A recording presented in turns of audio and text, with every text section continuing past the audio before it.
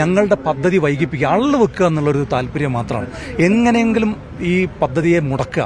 സർക്കാരിൻ്റെ പദ്ധതി ഏതായാലും നടക്കുന്നില്ല, എന്നാൽ പിന്നെ ലീഗിൻ്റെ പദ്ധതി മുടക്കുക, അതിന് അള്ളു വെക്കുന്ന ഒരു സർക്കാരായി കേരളം ഭരിക്കുന്ന സർക്കാർ മാറുന്ന ഒരു കാഴ്ചയാണ് നമ്മളിപ്പോൾ കണ്ടുകൊണ്ടിരിക്കുന്നത്. എന്തുകൊണ്ടാണ് ഇപ്പോൾ ഈ ഒരു ഘട്ടത്തിൽ യൂത്ത് ലീഗ് ഒരു പ്രതിഷേധത്തിലേക്ക് കടക്കുന്നത്? അതായത് കഴിഞ്ഞ ഒരു വർഷമായി ഈ പുനരധിവാസ പട്ടികയിൽ ഉൾപ്പെടുത്തേണ്ട ആളുകളുടെ ലിസ്റ്റ് പോലും പൂർണ്ണമാക്കാത്തൊരു സർക്കാരാണ് ഇന്ന് കേരളം ഭരിച്ചുകൊണ്ടിരിക്കുന്നത്. ഇപ്പോൾ കഴിഞ്ഞ ബജറ്റിൽ സർക്കാർ പറഞ്ഞത് 2500 വീടുകൾ തകർന്നു എന്നാണ്.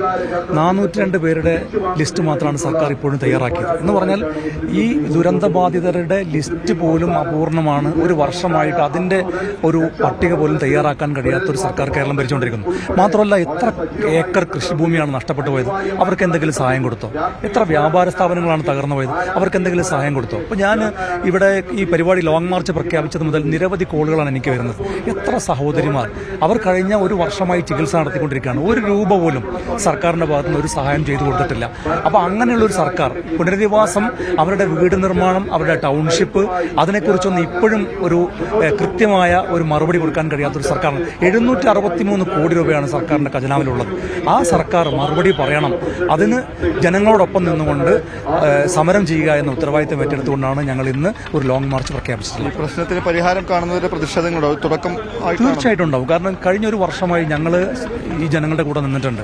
ഇനിയും അവരുടെ കൂടെ ഉണ്ടാവും. അവരുടെ പുനരധിവാസം പൂർത്തിയാകുന്നത് വരെ അവരുടെ കൂടെ നിൽക്കുക എന്നുള്ള ഉത്തരവാദിത്തമാണ് ഞങ്ങൾ നിർവഹിക്കുന്നത്. ആ ഉത്തരവാദിത്തം ഞങ്ങൾ തീർച്ചയായിട്ടും നിർവഹിക്കും. ഇതിനിടെ ലീഗിനെ തേടി മറ്റൊരു ആക്ഷേപം നേരിടുന്നുണ്ട്. അതായത് ലീഗ് പുനരധിവാസവുമായി ബന്ധപ്പെട്ടൊരു വീടുകളുടെ നിർമ്മാണം പ്രഖ്യാപിച്ചു. ആ ഭൂമിയുമായി ബന്ധപ്പെട്ട ചില പ്രശ്നങ്ങൾ എങ്ങനെ പരിഹരിക്കാനാണ് ലീഗ് നോക്കുന്നത്? ഒരു പ്രശ്നവുമില്ല. ഇപ്പോൾ ഞാൻ ചോദിക്കട്ടെ, സർക്കാർ ഇപ്പം വീട് നിർമ്മിക്കുന്ന, ടൗൺഷിപ്പ് നിർമ്മിക്കുന്നു എന്ന് പറയുന്ന സ്ഥലം ഏതാ? പ്ലാന്റേഷൻ ഭൂമിയല്ലേ? അത് ലിറ്റിഗേഷനുള്ള ഭൂമിയല്ലേ? അത് സംബന്ധിച്ച് കേസുകളില്ലേ? ഞങ്ങൾ എന്തെങ്കിലും പ്രശ്നങ്ങൾ ഉന്നയിച്ചോ? കാരണം അതിൻ്റെ ഭൂമി രജിസ്റ്റർ ചെയ്ത് കൊടുക്കാൻ കഴിയുമോ, ഉടമകൾക്ക് രജിസ്റ്റർ ചെയ്ത് കൊടുക്കാൻ കഴിയുമോ എന്ന സംശയം പോലും ഇപ്പോൾ നിൽക്കുന്നുണ്ട്. പക്ഷേ അത്തരം വിഷയങ്ങളൊന്നും ഞങ്ങൾ ഉന്നയിക്കാതിരുന്നത് എങ്ങനെയെങ്കിലും അവരുടെ പുനരധിവാസം സാധ്യമാകട്ടെ എന്ന് കരുതിയിട്ടാണ്. എന്നാൽ ഞങ്ങളുടെ അടുത്ത ഭൂമിയെ സംബന്ധിച്ചിടത്തോളം ഒരു നിയമ തടസ്സമില്ല. നിയമ തടസ്സമില്ലാത്ത ഭൂമിയെക്കുറിച്ച് നിയമ തടസ്സമുണ്ട് എന്ന ആക്ഷേപം ഉന്നയിക്കുകയും സർക്കാർ എടുത്ത ഭൂമിയിൽ ഒരുപാട് നിയമ തടസ്സം ഉണ്ടായിരിക്കെ ആ പ്രശ്നങ്ങൾ ഞങ്ങൾ ഉന്നയിക്കാതിരിക്കുകയും ചെയ്യുന്നു എന്നുള്ളതാണ് ഇപ്പോൾ നമ്മൾ കണ്ടുകൊണ്ടിരിക്കുന്നത്. അപ്പോൾ ഞങ്ങൾ ഏറ്റെടുത്ത ഭൂമിയിലെ നിയമപ്രശ്നങ്ങൾ സർക്കാർ ഉന്നയിക്കുന്നത് അനാവശ്യമാണ്.